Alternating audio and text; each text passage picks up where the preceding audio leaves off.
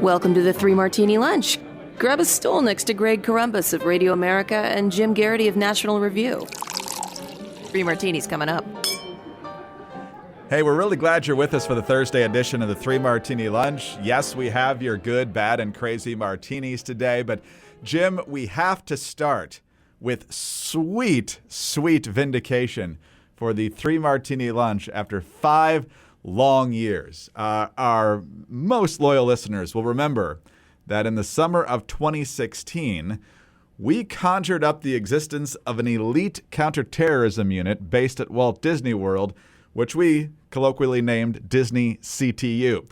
It was in the wake of finding out that the FBI twice had the Orlando Pulse Club mass shooter on their radar, twice let him go, and then Disney World told the FBI that he and his wife were looking pretty suspicious and maybe even casing the joint, and the FBI didn't follow up. So we invented Disney CTU, Mickey kind of in the role of Jack Bauer shooting people in the knee, Goofy heading up enhanced interrogation, Minnie looking sweet, but probably the Chloe of the operation since she's so loyal to Mickey.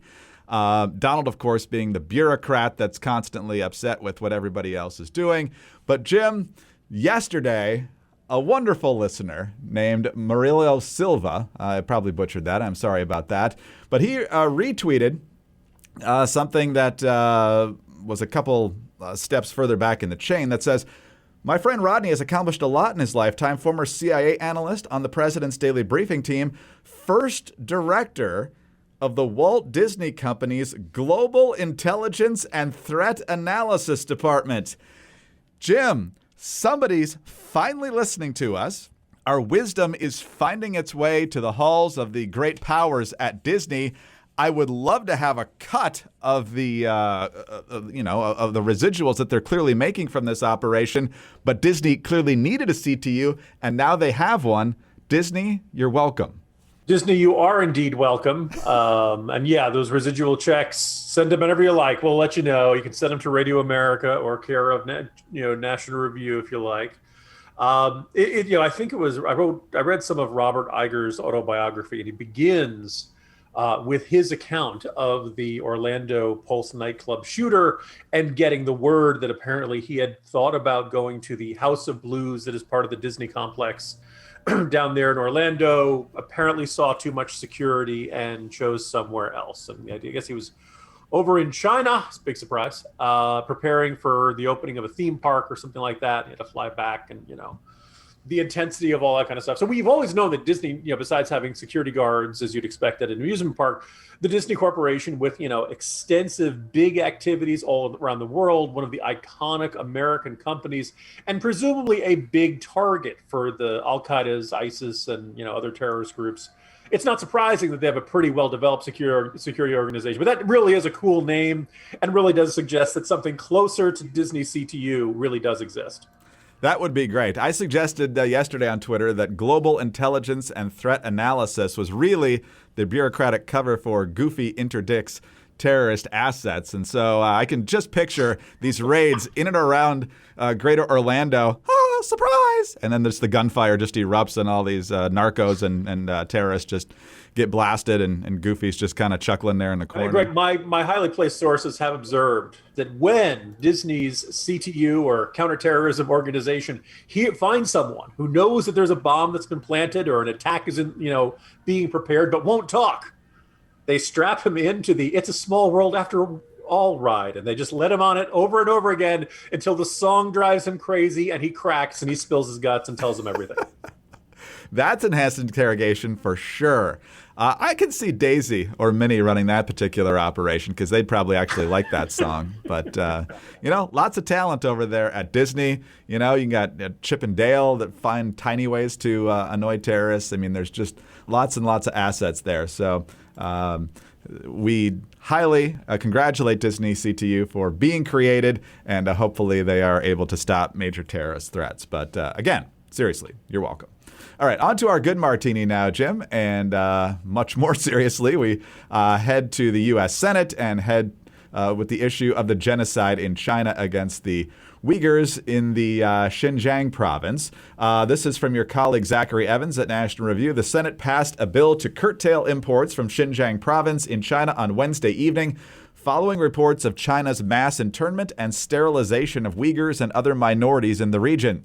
The Uyghur Forced Labor Prevention Act, introduced by Senators Marco Rubio, Republican of Florida, and Jeff Merkley, Democrat of Oregon, and passed by a voice vote, seeks to prevent importation of all goods made in Xinjiang with forced labor. Various reports have emerged alleging that China forces Uyghurs to work in industries and supply chains based in Xinjiang for products including solar panels and cotton. The bill would establish a, quote, rebuttable presumption, unquote, that goods made in the region were made with forced labor, which would ban their importation to the United States.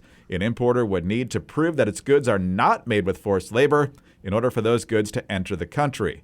Various companies, including Apple, Coca-Cola, and Nike, of course, lobbied against the bill in 2020. So, Jim, my question is how good we really are going to be at enforcing and verifying whether the stuff was made with slave labor. But the motivation here is excellent. And if there is a way to verify, it'll be a nice step forward.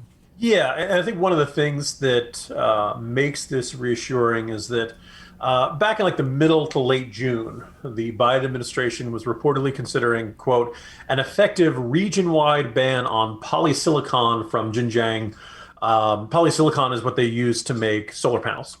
And you may have noticed that Democrats love alternative energy and they love clean energy and they love solar panels and what's all, except solar panels are really a big chunk of the entire world's supply of polysilicon comes from China. It comes from the part where they're abusing Uyghur labor.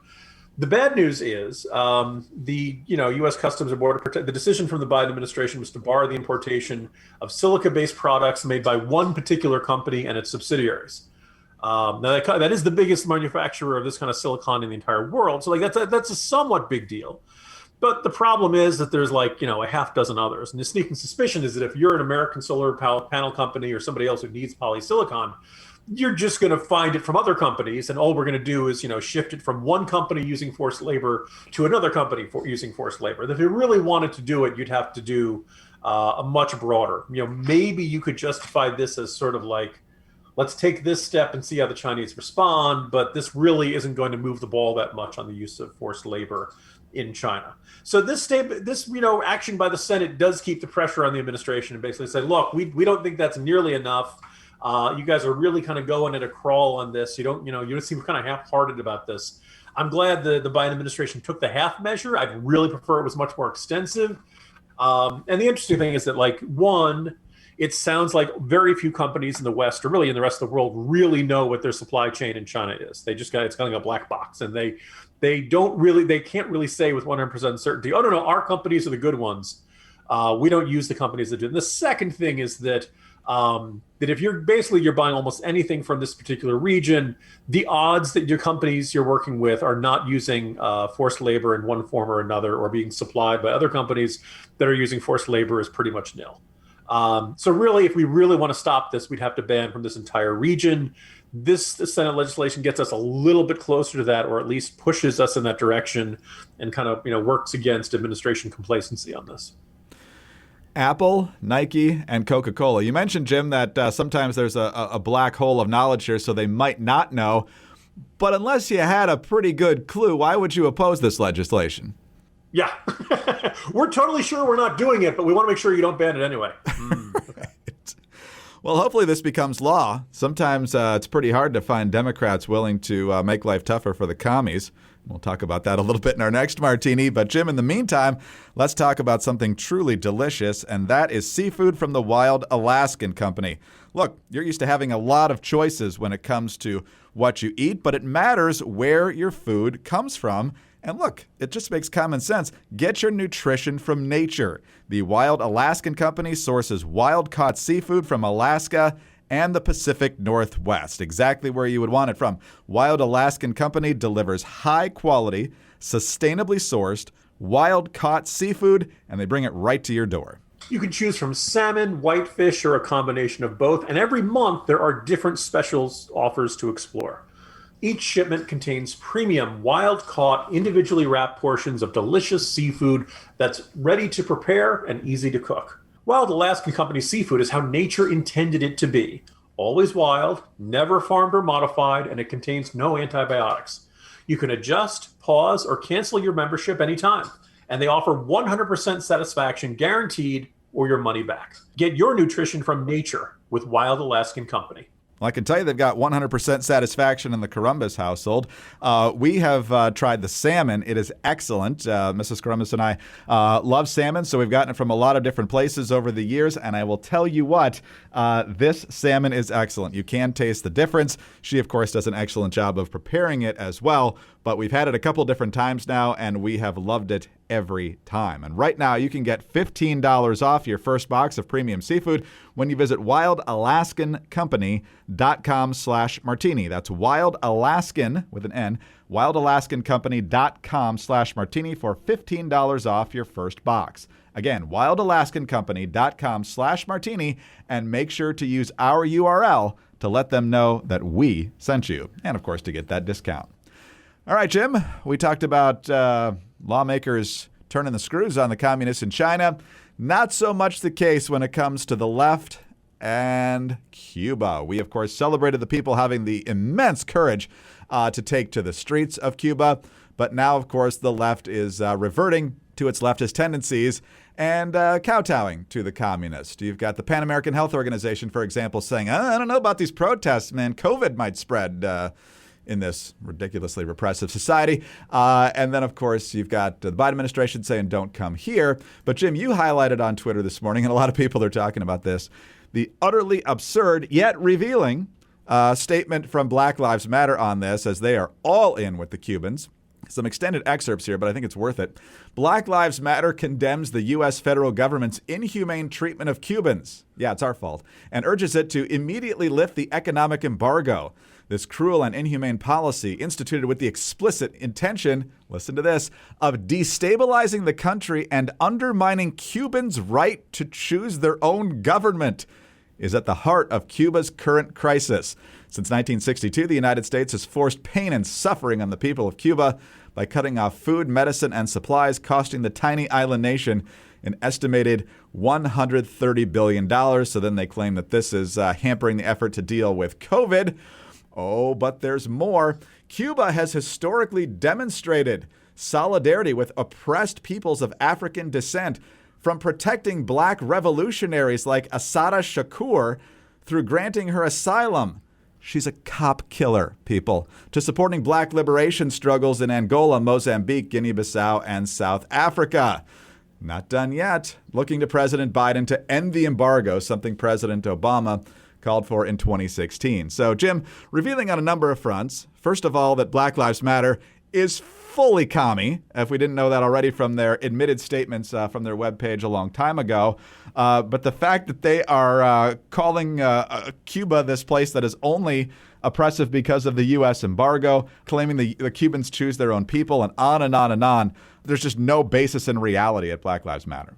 Yeah, as I put it this morning, well, we finally found the one group of cops that Black Lives Matter is not willing to criticize. Right. Unfortunately, it's the Cuban secret police, the ones who are taking people away, sometimes even during live on television interviews, that apparently, or at least reportedly, opened fire on peaceful protesters and killed people. That kind of police work they're fine with. That they have nothing. And here's the thing: if the Black Lives Matter had wanted to say, we really oppose the U.S. embargo against Cuba, they've got every right to do that. I don't think.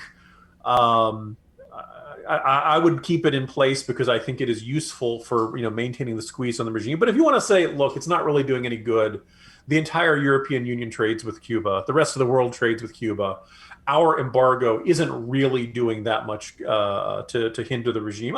You could entertain that argument. That's not a crazy argument. But the fact they just don't say anything about the regime, they certainly don't say anything critical about the regime, and they don't say anything about this police brutality and outright murder, to say nothing of unlawful physical violence, extrajudicial killings, the whole nine yards. The fact they have nothing to say about that demonstrates the Black Lives Matter formal organization with that name is effectively pro-police brutality as long as it's done by people they like. They really have no principled objection to it. They only object to it in this country. They're fine with it if somebody who they see as a political ally is doing that to people they oppose. Now, when I posted that this morning, a couple people said, Jim, Black Lives Matter, the organization, is not the same as Black Lives Matter as the movement. And people who are, look, I think there are a decent number of people, not a ton, not nearly enough loud ones, but I think there are some people who are supporters of the Black Lives Matter movement who are embarrassed by this statement from the Black Lives Matter organization. I'd like them to get a little louder. I'd like them to say so. I'd like them to push back against this. I'd like them to say, look, I hate the embargo too, but we really need to address the fact that this is a police state that has always abused its citizens, that is now even ramping up the abuse of its citizens much, much worse. We denounce what we see as police misconduct and abuses and brutality here in the United States. We should not change it because we should not say it's okay on foreign shores 90 miles from the state of Florida. And if they did that, I feel great. I understand probably the reluctance to pick fights with allies, but I think this is necessary. I think when somebody who claims to be speaking on your behalf gives a statement that doesn't reflect your views, it's a good idea to speak up and say, no, that isn't the case. And for anybody who's like, they all believe things the same way, just remember, probably about 10 years ago, everybody and their brother just decided I'm a Tea Party leader. There was no coherent. It was like there was a national congress of the Tea Party. It's not like we held elections. People just said, I'm forming this Tea Party group, and they were, and local media would show up and they would say whatever they said. Some of those Tea Party group leaders turned out to be terrific, but some of them were kind of nuts. And there wasn't any real selection process. So you could say the Tea Party movement and the organizations calling themselves Tea Party were not necessarily the same thing. I think it's a similar matter to with Black Lives Matter, the organization versus Black Lives Matter, the movement. But if you're in that movement and you don't like what the organization said, might be a really good time for you to speak up and say, no, this is not a good statement and it does not reflect our thinking. Absolutely. Yeah. The concept is very different from the organization, at least for a lot of people. But they're very explicit here. They think the Cuban government is a success. Supposedly giving people the right to choose their own government. So I don't know if you chalk this up to cluelessness or them essentially admitting, hey, we think all these things are good ideas over there. But my exit question on this, though, is if the Europeans and everybody else are trading with the Cubans so our embargo doesn't make a difference, you can't really blame the deprivation on the embargo then, can you? True enough. I mean, you'd argue that obviously the Cuban economy would be doing better, but yeah, that's not the primary factor in why Cuba is struggling. The reason Cuba is struggling is because it's got a state-run economy and it's a terribly corrupt kleptocracy, and the government keeps all the profits and benefits for itself and uses what access to the resources that it has as a way of maintaining political control. That's their top priority, not maximizing the prosperity for everyone. Prosperity amongst the citizens is, besides the fact that it's not communist, it's not socialist, it's also a separate power center that is a threat to the regime. Oh, just disgusting that the left will constantly stick up for commies. It drives me crazy. But you know what doesn't? Good prices on MyPillow products, for example. And MyPillow is more than just fantastic pillows. MyPillow has given the same attention that they've given to their pillows to the Giza Dream Sheets. Fantastic sheets. They are durable. They are soft. They are comfortable. Very easy to fall asleep on and stay asleep on. When you combo it with the pillow, it's a very good thing. And so over at the Columbus house, MyPillow, whether it's the sheets, whether it's the towels, whether it's the pillows, thumbs up all the way. For a limited time, you can get 2 sets of the Giza Dream Sheets for one low price plus free shipping. Imagine sliding into the most comfortable sheets you will ever own, guaranteed. They're made from the world's best cotton, grown only in a region between the Sahara Desert, the Mediterranean Sea, and the Nile River. Its long staple cotton makes it ultra soft and breathable. It's available in a variety of colors and sizes. It's machine washable, and these sheets come with a 60-day money-back guarantee and a 1-year limited warranty.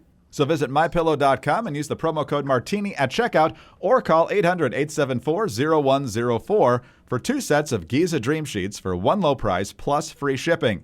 Again, that's 2 sets of Giza Dream Sheets for one low price plus free shipping with the promo code Martini at MyPillow.com or when you call 800-874-0104. Sleep better with MyPillow.com or call 800-874-0104. All right, Jim, one thing communists and fascists also love to do is restrict what you can think and what you can read and what you can learn. And when it comes to some of our cultural and political issues, that seems to be creeping into our society as well. The latest example of this is from the American Booksellers Association, known as the ABA, but it's not the lawyers. Their Twitter bio says, celebrating and supporting independent bookstores for 120 years. We believe bookstores are the hearts of communities and books change lives. But now they are profusely apologizing in absurd language here because they happen to include in some of the books they sent one called Irreversible Damage, The Transgender Craze Seducing Our Daughters by Abigail Schreier, who is taking a look at this issue because the mainstream media won't give it a balanced shake. So she is bringing up some of the issues that parents need to be aware of before permanent changes are made to young bodies and so forth. And so the statement after sending this book from this American Booksellers Association is, an anti-trans book was included in our July mailing to members. This is a serious, violent incident that goes against ABA's policies, values, and everything we believe and support. It is inexcusable. We apologize to our trans members and the trans community for this terrible incident and the pain we caused them. We also apologize to the LGBTQIA+ community at large and to our book-selling community. Apologies are not enough. We've begun addressing this today and are committed to engaging in the critical dialogue needed to inform concrete steps to address the harm we caused. Those steps will be shared in the next 3 weeks. So, Jim, apparently respecting people means they never, ever have to face an idea they disagree with.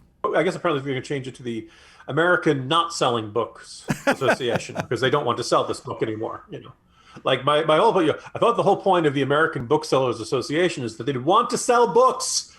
You think it'd be right there in the title. The other thing is also, okay, first of all, it's interesting. This is the paperback version. The hardback version came out more than a year ago. Or about a year ago. So the first interesting question is like, oh, this didn't stir. I mean, like it's faced its own, controversy and people who hated it and stuff like that. But the idea that this is getting this kind of reaction for a mailing, for a promotion of this, right? Oh, by the way, The Economist magazine called it one of the best books of 2020. This is more than 60,000 hardcover copies. So like for something that they think, this is real. You would think they'd send out copies of Mein Kampf. You would have thought from this reaction that they had put out something that is utterly beyond the pale and just on the face of it. And then to go even further and to say, it's not just, we strongly object to the arguments of this book. We strongly think this is, this book's research is not, like I don't agree with those assessments, but you can make those criticisms. But this is violence. Look, it started out as kind of a snarky joke on the right, and it tried to turn out to be reality. This argument of like, look, when I punch you in the face, that's my speech. That's my truth. That's my reality. When you say something that I don't like, that's violence, right? So the minds, the left, anything that anybody does, anything they don't like, that's automatically violence. Nothing that they do is violence, including actual physical violence, right? So this is, the absurdity of this is self-evident. I don't think this is... People look at this and like, oh my God, is this where our society said, no, this is what's going on. And that you've got the people who are most focused on trans issues and pushing back against any notion that like, maybe, you should not be doing irreversible changes to your physiology until you're 18 minimum, right? The idea like maybe you want to stop and think about that before you start hacking off parts of yourself. That seems kind of important. By the way, the other thing is like, obviously no parent should be preventing their kids from doing this, Greg, but they still should be paying for it on their health insurance until they're like, what, 26, 27? Is That's that what right. Was? That's what they say. Yep. Nobody ever thinks through the contradictions in these sorts of stances, but the people who, the people who care about this are super intensely just crazed, driven on it. Where I think most people who would look at that and say, no, I think, Abigail Schreier has a perfectly reasonable book. This is something we should consider. The people have been very casual about it, right? So this is one of those things where, like, if you're the American Booksellers Association, you're much more afraid of that furious, frothing at the mouth, extraordinarily motivated minority, even if you think there's a minority, because you don't really, even though 60,000 copies of this book sold, you're not sure that those 60,000 people are going to come up and defend you. And I just think that's an observation. We should recognize that's a factor that's at work here. So we'll see what happens. But the other thing is that there's a little bit of discussion of this on Twitter and other social media. One of the side effects of whether you want to call this political correctness or Andrew Sullivan's been calling it illiberalism, if you want to call it woke, whatever, this idea that everything has to march in lockstep to a particular leftist ideology or worldview, is that it's very uncreative. It's very boring. I'm trying not to take pleasure in the challenges of other publications, particularly the financial challenges of other publications, because National Review, we're, very often an unintentional nonprofit. We're always asking our readers for money. We sell advertising where we can. We get subscription money where we can. But we recognize there's no money in political magazines. Nobody makes a fortune doing this. Apparently, the Atlantic's in trouble. My first thought, Greg, was that they really need to bring in an exciting writer who would challenge people and constantly surprise them. The Atlantic really could use somebody like Kevin Williamson, don't you think, Greg? Yes, for more than a day. So apparently, the story was the Atlantic lost $20 million last year, and they're on pace to lose $10 million this year. Yeah. Am I correct, Greg, that Radio America could not handle a year like that? I'm pretty sure we could not. That is correct. Yeah, and National Review has never had one of those, we lost $20 million. And by the way, this happened in 2020, a year with a presidential campaign, a pandemic. I can't hear, I don't know how to speak for everybody else, but I had by far the highest traffic I've ever had in 2020. It was a really news-intense year. A lot of people wanted to know, I got to read about this coronavirus thing. And I want to read about the presidential race, and I want to read about Black Lives Matter protests and George Floyd. 2020 was arguably the most news-intensive year ever. And with all of that going on, you still lost $20 million? Really? Everybody got hit financially because of the broader economy issues, but that's just kind of mind-boggling. So I don't do this to knock around the Atlantic, but just kind of observe, look, the Atlantic has become more and more ideologically rigid. It has become more and more predictable. It has become more and more unwilling to challenge not just even liberal orthodoxy, the leftist orthodoxy of a certain portion of its staff, and I guess the editorial view, and I think a chunk of their readers. And guess what? That gets boring. I think one of the reasons, there are a lot of many things that made National Review good, traffic good for the last couple of years. I think it was because certain days National Review would say, "Amen, Donald Trump, good job." And then a certain days, National Review would say, "No, Donald Trump, you're wrong." And I think there was a certain, people, lots of people didn't like one or the other, but they think they came back every day with this sense of, what are they going to say today? What do they think of the last thing Donald Trump did? And it wasn't always predictable. Certain institutions, One American Network, they're always going to love it. Certain other places like CNN, MSNBC, if they're not always going to hate it, then like high 90-some% of the time, they're going to hate it. Very predictable, and almost what they're going to say before you even click in or you decide to look at what they're saying. I think what we're seeing here at the American Booksellers Association, clearly they can't touch this, which means as far as they're concerned, the issue of changing your gender, there's only one point of view. There is not a counter argument. There is not this other, there's no argument worth interacting with. There's no argument worth considering. It's not even worth debating. And the more you shrink debate, the less there is to say. And I think that's going to eventually eat away at institutions like the American Booksellers Association. You've heard the slogan, "Go woke, go broke." We'll see how this thing shakes out, but kind of an indicator, a very strong indicator that they consider this publication saying, "Hey, look at this book. It's sold really well, and now it's out in paperback." They characterize that as violence, as an indicator of just how much they are not willing to engage with this, other points of view on this issue, and I suspect many other issues. Yeah, this is a cardinal move of the left. They demand tolerance when they don't have the power, and then they get the power in the media and politics and elsewhere, and then the view they don't like gets no oxygen. You're not allowed to think it. You're not allowed to say it. And if you do, you're a bigot and you're ushered out of society. Jim, I don't know if you saw this on USA Today yesterday. The Academy hasn't done this. I don't even know if they're considering it. But USA Today was pushing for an end to Best Actor, Best Actress categories and just lumping them all into one category because things with gender are so fluid nowadays. And my immediate reaction is Hollywood's going to hate that because that's going to mean half the awards. Yeah, actually, I thought about that, that sense of do you end up with a situation in which you, I guess theoretically, you'd merge the two categories. You'd have 10 Best Actor, Actoid, Act... being best performance, and you'd have 20 in the or 10 each. I guess there's usually 5 each, right? So you'd have 10 in the best supporting performance. And do you have one winner? Do you have two winners? And if you have two winners, could you have two guys? Could you have two women? I guess I'm being very binary in my descriptions here, but at some point, well, and what happens the year they decide to eliminate those gender categories and all 4 of the awards go to men. Dun, dun, dun. It is a, I don't think they've really thought through the consequences of this. It's probably going to blow up in their faces and, just get ready to pop the popcorn, Greg. That's exactly right. For outstanding performance in a feature film by a human, the Oscar goes to. By the way, if you do a CGI character, does that count as a human?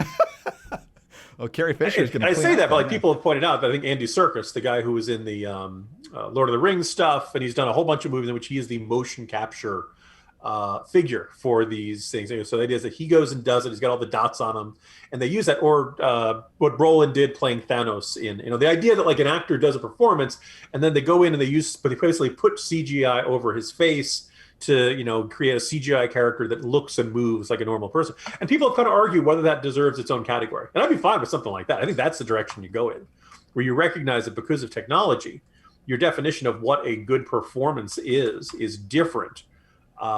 Maybe even something like considering Pedro Pascal and what he's doing on Mandalorian, best performance where you never see the actor's face or rarely do, because that's tough, right? You can't use facial expressions, So anyway.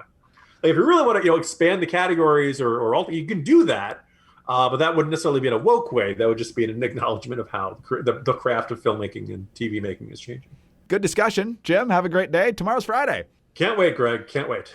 Jim Garrity, National Review. I'm Greg Corombos of Radio America. Thanks for being with us today. Please subscribe to the 3 Martini Lunch podcast if you don't already. Tell your friends about us as well. We are very, very grateful for all of your 5-star ratings and your kind reviews. They help us out a lot, so please keep them coming. You can also get us on those home devices. All you have to say is play 3 Martini Lunch podcast. Follow us on Twitter. He's at Jim Garrity. I'm at Dateline_DC. Have a terrific Thursday, and please join us on Friday for the next 3 Martini Lunch. Hi, it's Dana Lash, host of The Dana Show. Every day, I'm here to keep you up to speed on the most important stories and info that you need to know in your very busy life. And if you're always on the go and you want to stay connected, just download our daily podcast and take it with you. It's a great way to get up to speed on what you need to know and what legacy media may not be telling you. Visit danaradio.com and click on the podcast link or subscribe at iTunes, Spotify, or wherever you get your favorite podcasts.